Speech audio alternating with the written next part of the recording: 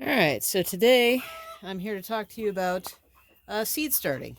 And there's probably about 1,000,000 videos out there about seed starting. And, everybody does it a little bit differently. I'm going to show you, my background is actually in botany, so I'm going to show you kind of the botany way of doing this, or at least the lazy botanist way of starting seeds. So first off, obviously, you need potting soil and you need pots. Now, I am not too picky about either the pots or the potting soil. You can use anything as a container. You can use a can. That works as long as you punch holes in the bottom of it. You want to probably punch a bunch of holes. You can use that. You can use a plastic cup. You can use pretty much anything you want. I do not recommend cardboard. I don't recommend using any of the peat pots or any of those little plug type of things. You really need to have some kind of a container. A normal container with sides. It can be made of metal. It can be made of plastic. My best bet, my favorite, is plastic. And I know it's not super sustainable, but I do recycle them. I use these year after year after year. I don't throw them away. These particular green pots are probably, I bought those as plants, and they're probably a good 10 years old now. So I just keep recycling them. They work great, and I just keep using them. Now, ideally, you should actually sanitize these and clean them. But again, I am lazy, and I've never really had big problems with it. So I just kind of clean them out, dry them out, let them dry over the summer, and usually it's okay. I haven't really had any big issues with diseases on my seeds. So anyway, step 2. Potting soil. So I have potting soil right here. Now, I like this particular brand, but really you can use any brand of potting soil. I was originally taught something called Pro Mix, which is kind of expensive and it's really good stuff. The main thing is you want something that's fairly water retentive for starting seeds. And some people will swear by, you got to buy specific seed starting mix. Personally, I hate seed starting mix because it usually does not have any fertilizer in it. And that means that you have to go back then and fertilize your seeds after they start growing. Pretty water retentive. Usually that means it's going to have a fair amount of sphagnum moss, which I don't really like using because it's not sustainable. But what you really probably don't want is something like this. So this is another brand of potting soil. And they don't use much, there's not very much sphagnum moss, so it's a lot more sustainable. You can use stuff like this. It's a little coarser. It's a lot more free draining, but you would have to be really, really careful about keeping these moist because it's really hard to actually keep a potting soil like this moist. This is really good for something like cactus, if you're going to start cactus seeds or anything that's, very sensitive to being overly moist. That's the only downside of a really moist potting soil like this is it tends to retain a lot of moisture, and if you have lights on early on, you can kind of pick up some algae. And that's usually not harmful to the plants, but it can kind of confuse people and look ugly. So anyway, the first thing you're going to do is you're going to fill these pots with soil. And you don't want to pack it, you don't want to mash it in there. Don't pack it down too hard, but you're just going to very gently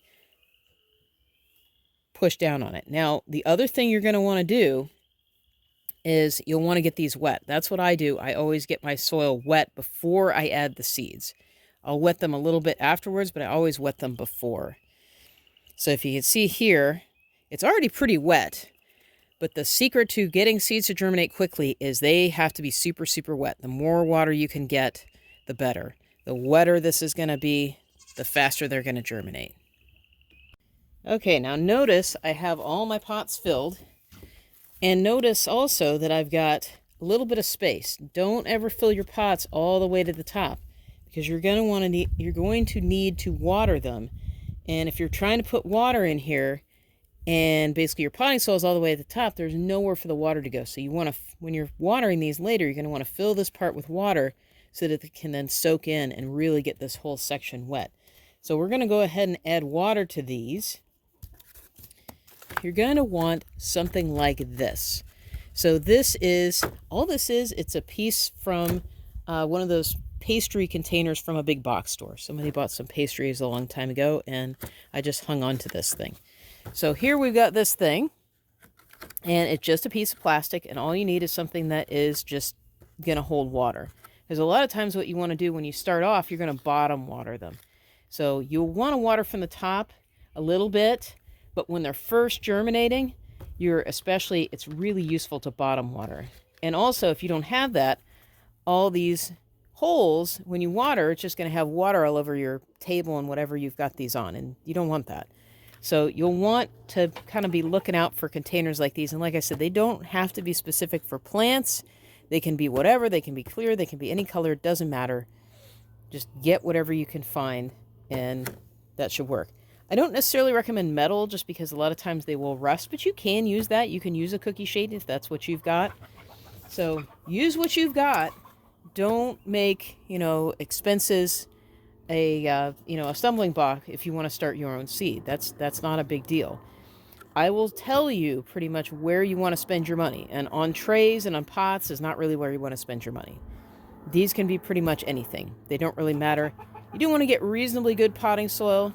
You don't want to get garbage potting soil, but that's where you want to go. Okay, so I'm going to show you how to water these. Now, initially, I remember I don't have any seeds in here yet. If I had seeds in here, this would be bad. This is why I do the main moistening first. But basically what you're going to do, if your potting soil happens to be kind of dry, this was wet to start off with, you may want to take the potting soil out and actually moisten it before you put it in the pots. You can also try it in the pots. I've done it before. When potting soil gets really, really dry, especially if it's got a lot of the sphagnum moss in it, it tends to really resist being moistened. And I always want to do this before I plant my seeds, because then I can see, okay, do I not have enough potting soil? It really mashes down the potting soil to where it's going to be ultimately. These are a little bit low. Maybe I'll add a little bit. Because it's just kind of a waste of space in your pot. What I like to do next is make up labels. So I have kids, so I like to use these little Valentines because they're always left over. As long as you get the holographic ones, they're actually plastic. And you can just cut them in half like this. And then I write on the back of them with a Sharpie marker. That's what I've been using the last few years. You can use a piece of tape as long as you do it before you start watering anything and you're pretty sure it's going to stick. Like you could use like duct tape.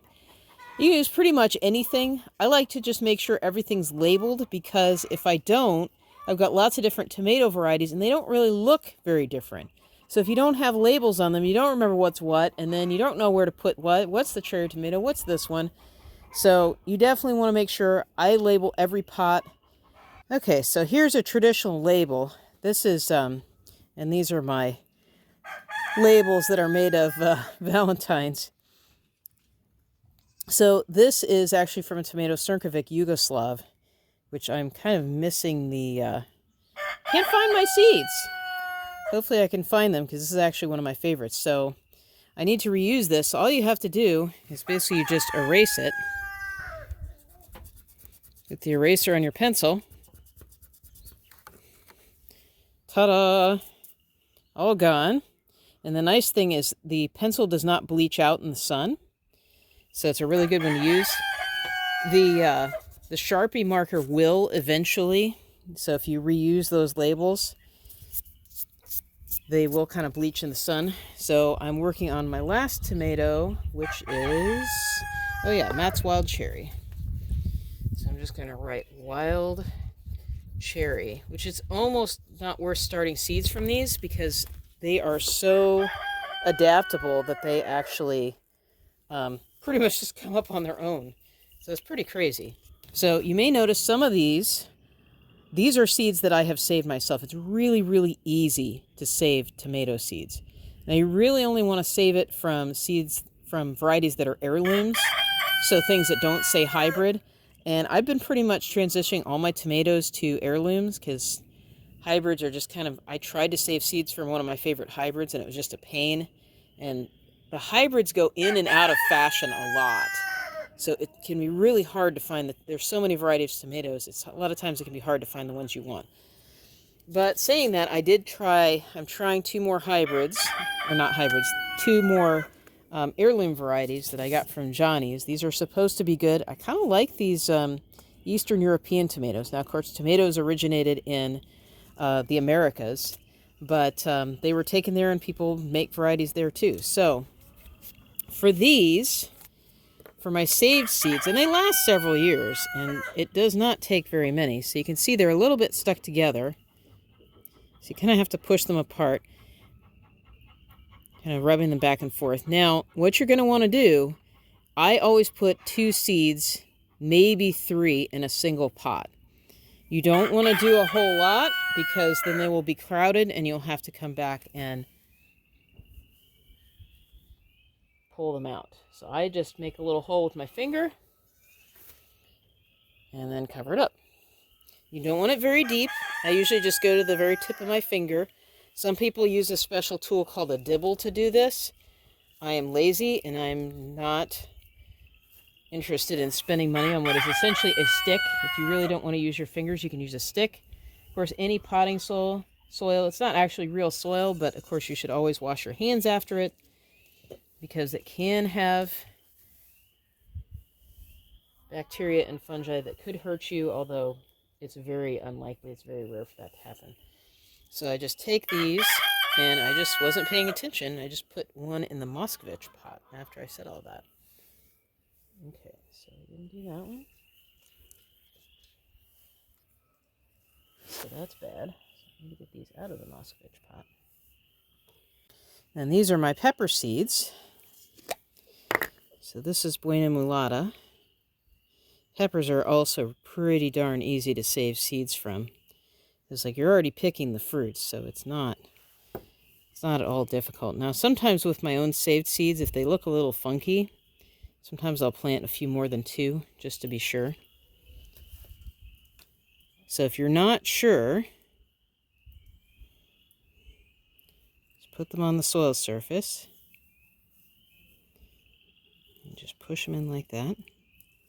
Just barely cover them up. You don't want them too deep, especially when they're little bitty seeds like these. Basically, the bigger the seed, the deeper you want to go. And it's usually safer to keep them towards the surface, because if they're on the bottom of the surface, if they're on the bottom of the pot, they're not going to do very well. Now notice here, got a little bit of water on this seed packet. That's not good. So I'm going to leave it out here, make sure it dries out. So now I can show you where I actually put them for them to grow. Okay, so this is my seed starting spot.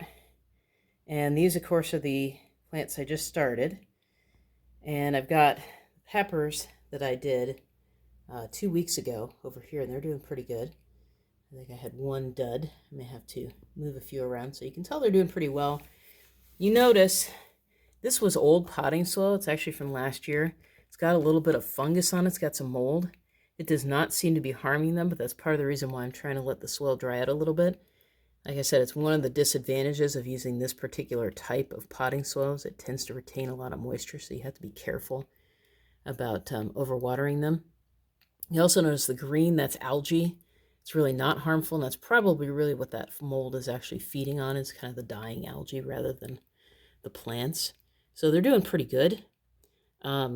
I like these green pots a lot better because you can fit a lot more of them, because they're a little bit narrower and taller versus these, but that's what I've got right now. So some of you may have noticed I do have a heat mat under here, and for years I've never really used a heat mat, but it is really helpful specifically in starting peppers. If you're starting anything else, it's really more of a luxury rather than a requirement, and it's not really necessary.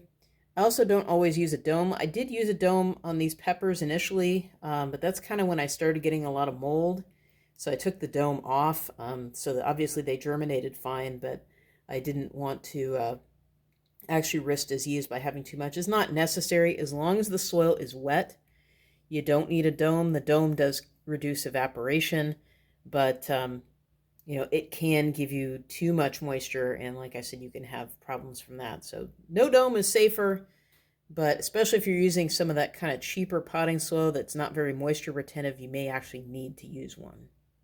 All right, so now we come to probably the most important part of your seed starting operation, and that is the light. So this is what I have here. This is actually this one's from Mars Hydro, and you should never really do this with your eyes. So you can see underneath, it's got lots of different wavelengths, LEDs. So if you do this with your eyes, it really hurts your eyes. With the phone, we can actually look at it. So this is a fairly high intensity light. If you use a lower, notice it's almost, this is about 1.5 feet above where the seedlings are. And really that's plenty. If you go too much closer, you can actually burn the leaves on the plants that you have. So if you get a cheap light that's not very high intensity, you do want it to be very close to your plants. But if you buy a high intensity grow light like I did, which I think they're about $70 or $80, but you know, considering almost everything else is almost free and it lasts you for multiple years, I really like this grow light. And not only does it support my seedlings, it also grows my carnivorous plants, and it's also growing all of this right now. So it can give you a lot of light in a small amount of area. The other thing I like to do is I like to keep this light, anytime I'm doing my grow lights, I like to have it close to some natural light, so a source of natural light. So this is actually a west-facing window. So you plant your seeds, you put your lights. Now some people will tell you don't turn your lights on initially, which is kind of good because you'll grow less algae. But the problem is if you don't kind of hit the exact time that your plants are starting to germinate, they'll start to become etiolated. That means they'll get long and skinny and thin, and they won't do very well. So notice here, these plants are really strong. They're not super wimpy. And a lot of people will tell you to get a fan. And a lot of times when they're telling you to do that, that means they're using a low intensity light. If you have enough high intensity light, you don't even really need a fan. They'll grow plenty strong on their own. So if you get a good light, and you can grow all kinds of things. So I highly recommend getting a good light. You don't have to necessarily buy it from these people, although they are basically my favorite brand. I especially like this particular style of light because there's no moving parts, there's no fans, there's basically nothing to break other than the diodes themselves. And they should last for quite a few years. I've used this one. I think this is the 3rd year that I have used this one. And I keep it on a lot of the times in the wintertime just to grow my carnivorous plants over here because they're awesome. And also the sundew over here will actually take care of any fungus gnats. Fungus gnats that land will end up stuck to the sundew. And that's why I don't have any fungus gnats right now, because the sundew basically wiped them out pretty much a long time ago. So anyway, that's my style. That's how I do it. Of course, there's a million different ways to start seeds. You don't have to do it my way, but this is how I do it. So if you like this kind of content, please like and subscribe, and you can see how my peppers do in the garden later.